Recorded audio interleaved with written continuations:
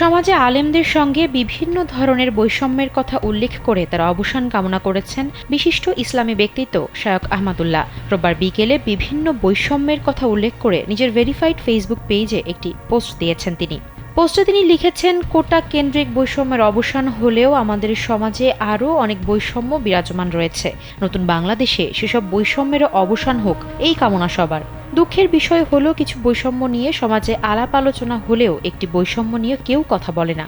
সেটি হলো দাড়ি, টুপি, হিজাব এবং এর ধারক বাহকদের প্রতি বৈষম্য।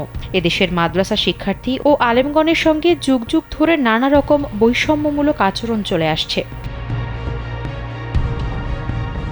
ফেসবুক পোস্টে তিনি লিখেছেন, নবীজি সাল্লাল্লাহু আলাইহি ওয়াসাল্লাম যে কয়টি গুরুদায়িত্ব নিয়ে পৃথিবীতে এসেছিলেন তার মধ্যে অন্যতম ছিল বৈষম্যের বিরুদ্ধে লড়াই। বিদায়ী হজের ভাষণে তিনি বলেছিলেন, আরবের ওপর অনারব এবং অনারবের ওপর আরবের কোনো শ্রেষ্ঠত্ব নেই। শ্রেষ্ঠত্ব ও সম্মান নির্ধারিত হবে ব্যক্তির তাকওয়া ও আল্লাহ ভীরুতা ভিত্তিক সততার মাধ্যমে।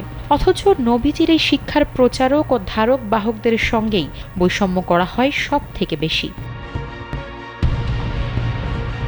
শায়খ আহমদুল্লাহ তার পোস্টে লিখেছেন, বর্তমান সমাজে বিভিন্ন শ্রেণী পেশার মানুষদের জাতীয় পুরস্কার দেওয়ার রেওয়াজ থাকলেও আলেম সমাজ ও ইমাম খতিবদের জন্য সেরকম কোনো ব্যবস্থা নেই।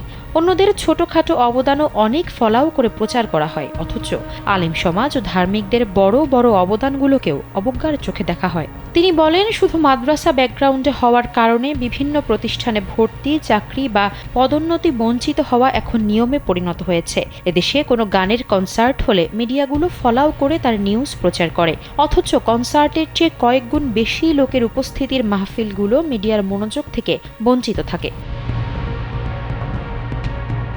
পোস্টে তিনি আরও লেখেন, বাজেটের সময় সব শ্রেণী পেশার মানুষ, এমনকি রিকশাওয়ালাদের কাছ থেকেও বাজেট ভাবনা জানতে চাওয়া হয়, অথচ আজ পর্যন্ত কোনো আলেমের কাছ থেকে বাজেট নিয়ে মতামত জানতে চাওয়া হয়েছে বলে তার জানা নেই। রাষ্ট্রের গুরুত্বপূর্ণ কাজে এমন অনেক ব্যক্তিবর্গের অংশগ্রহণ দেখা যায় যারা এদেশের 1% মানুষেরও হয়তো প্রতিনিধিত্ব করে না, অথচ সেসব বিষয়ে প্রচুর জনসম্পৃক্ত ও বিজ্ঞ আলেমদের অংশগ্রহণ সাধারণত দেখা যায় না। আহমদুল্লাহ প্রশ্ন রাখেন, সকল যোগ্যতা থাকার পরেও একজন টুপি পরিহিত বা দাড়িওয়ালা যুবক যদি সংবাদ পাঠক হতে চায়, তাকে কি সংবাদ পাঠ করতে দেওয়া হবে? এটা কি ব্যক্তি স্বাধীনতার হস্তক্ষেপ নয়? এটা কি ধার্মিকদের প্রতি বৈষম্য নয়?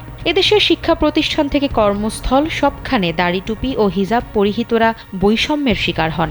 এমন অভিযোগ করে এই আলেম বলেন, ইসলাম ও ইসলামপন্থীদের সঙ্গে বিমাতা সুলভ আচরণ এই সমাজের সাধারণ চিত্র। এই বৈষম্যের অবসান চান তিনি। সবশেষে তিনি লেখেন, নতুন যুগে প্রবেশ করতে যাচ্ছে বাংলাদেশ। নতুন দিনের এই সন্ধিক্ষণে তারা চান অন্যান্যদের পাশাপাশি ইসলাম ও ইসলামপন্থীদের সঙ্গে চলা সব ধরনের বৈষম্যের অবসান ঘটুক। নতুবা বিশাল জনগোষ্ঠী এভাবে জুলুম ও বৈষম্যের শিকার হতে থাকলে জমানো ক্ষোভ একসময় বিস্ফোরণের রূপ ধারণ করবে বলেও শঙ্কা প্রকাশ করেন তিনি। আফসারা নাজ, কালবেলা।